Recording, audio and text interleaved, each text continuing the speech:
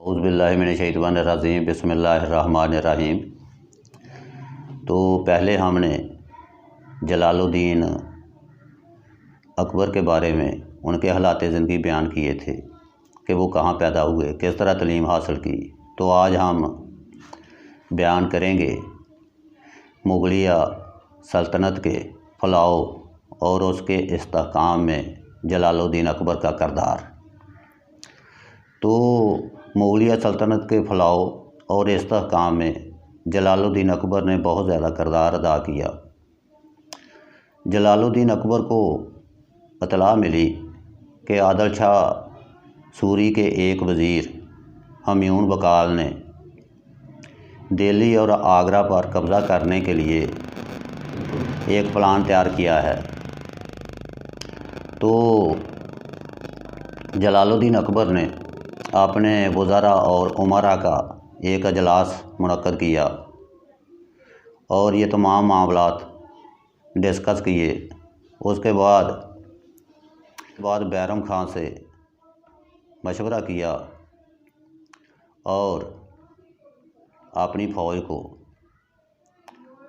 हमयून बकाल के मुकाबले में भेजने का फ़ैसला किया। तो 1556 में पानीपत की दूसरी जंग हुई। 1556 में जलालुद्दीन अकबर ने अपनी फ़ौज को दिल्ली और आगरा की तरफ रवाना किया। तो बैरम खान के मशवरे से जलालुद्दीन अकबर ने अपनी फ़ौज को आगरा और दिल्ली की तरफ रवाना किया। तो हमयून बकाल के साथ मुकाबला शुरू हुआ, उसकी फ़ौज के साथ मुकाबला शुरू हुआ।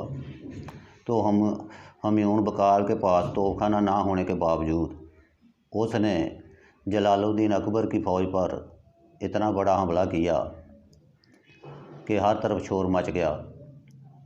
तो इतने में से जलालुद्दीन अकबर की अफवाज में से एक शख्स ने हमयून बकाल की तरफ एक तीर फेंका।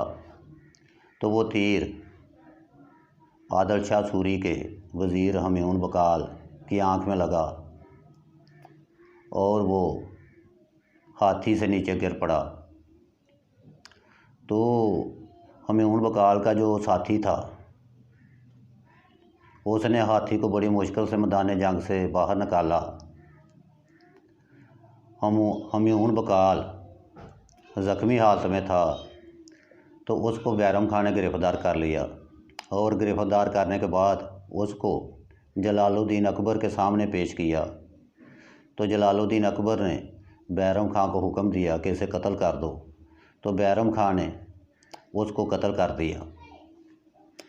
तो उसके बाद जलालुद्दीन अकबर ने दिल्ली, आगरा और दीगर रियासतों पर कब्ज़ा कर लिया। तो अब हम बयान करते हैं बैरम खान की मजूली के बारे में।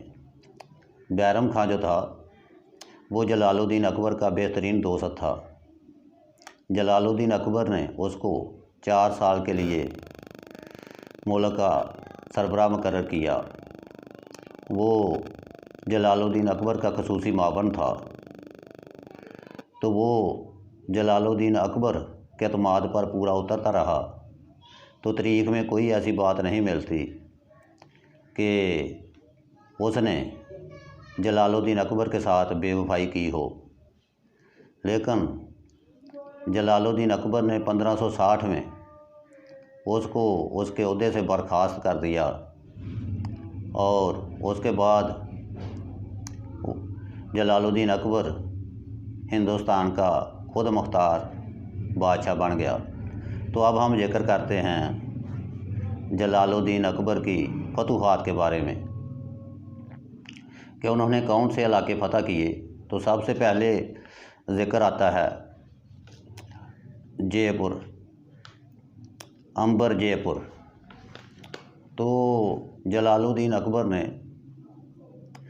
1562 में अंबर जयपुर के इलाके को फ़तह किया और वहाँ के राजा बहारी मेल का तसल्लुत ख़त्म किया।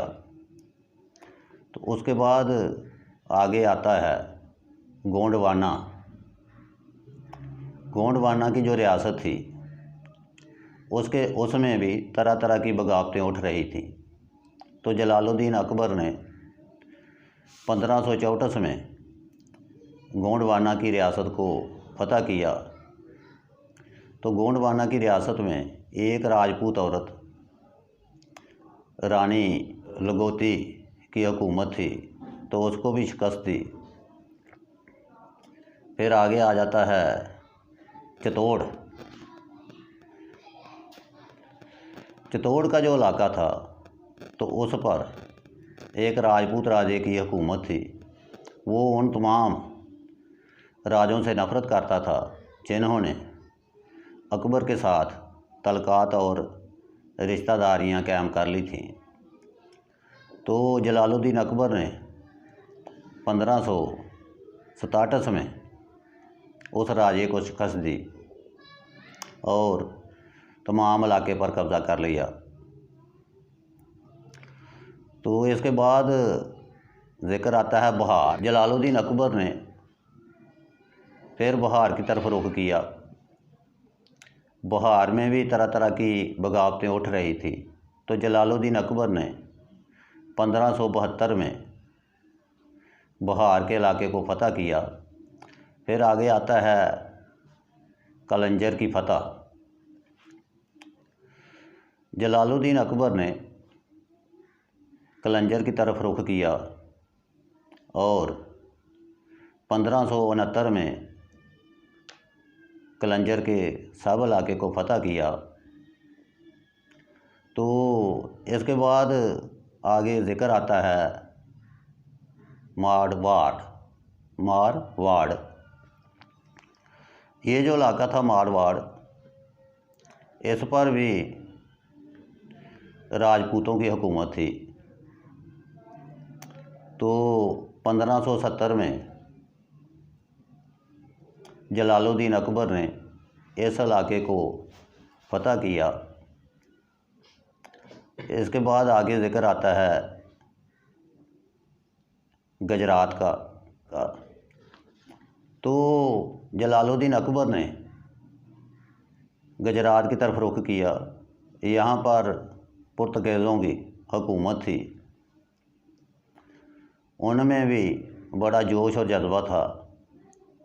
तो जलालुद्दीन अकबर ने 1572 में गुजरात के इलाके को फतह किया और उनका तसल्लुत ख़त्म किया और सब इलाका जो था वो जलालुद्दीन अकबर के ज़ेर तसल्लुत आ गया।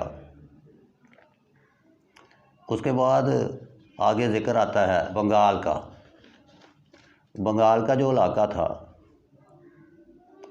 उसमें भी तरह तरह की बगावतें उठ रही थीं। तो जलालुद्दीन अकबर ने उन तमाम बगावतों को कुचला और 1576 में उस इलाके को भी फतह कर लिया। तो उसके बाद ज़िक्र आता है काबुल का। 1585 में अकबर जो है वो काबुल की तरफ बढ़ा और काबुल में अफ़गानों का ज़्यादा ज़ोर था। उन्होंने छोटे छोटे इलाकों पर अपनी इजारादारी कायम कर रखी थी। तो जलालुद्दीन अकबर ने अपनी बेहतरीन हिकमत अमली से काबुल के इलाके को भी फतह कर लिया। तो इस तरह जलालुद्दीन अकबर ने अपनी दानाई और अक्लमंदी और तजर्बा रखने की वजह से तमाम इलाका जात को फतह कर लिया और वो हिंदुस्तान का खुद मुख्तार हाकिम बन गया। तो आज हमने जो बयान किया है वो हुमायूं के बेटे जलालुद्दीन अकबर के बारे में बयान किया है कि जब वो इक़्तिदार में आया तो मुग़लिया सल्तनत को किस तरह इस्तेहकाम मिला, माशी और सियासी तौर पर सल्तनत ने कैसे तरक्की की। पहले हमने ज़िक्र किया था कि पानीपत की जो पहली जंग थी वो 1526 में ज़हीरुद्दीन बाबर और इब्राहिम लोदी के दरमियान हुई। तो आज हमने ज़िक्र किया है पानीपत की दूसरी जंग के बारे में। पानीपत की दूसरी जंग जो है ये जलालुद्दीन अकबर और आदिल शाह सूरी के वज़ीर हमयून बकाल के दरमियान 1556 में हुई। तो देखें, पानीपत का जो मैदान है ये हिंदुस्तान में दिल्ली से शुमाल की तरफ 80 किलोमीटर के फासले पर यह पानीपत का मैदान था, जिसमें 1526, 1556 की जंगें हुई। तो बाद में इस मैदान को शहर का नाम दे दिया गया। तो आज हमने जलालुद्दीन अकबर के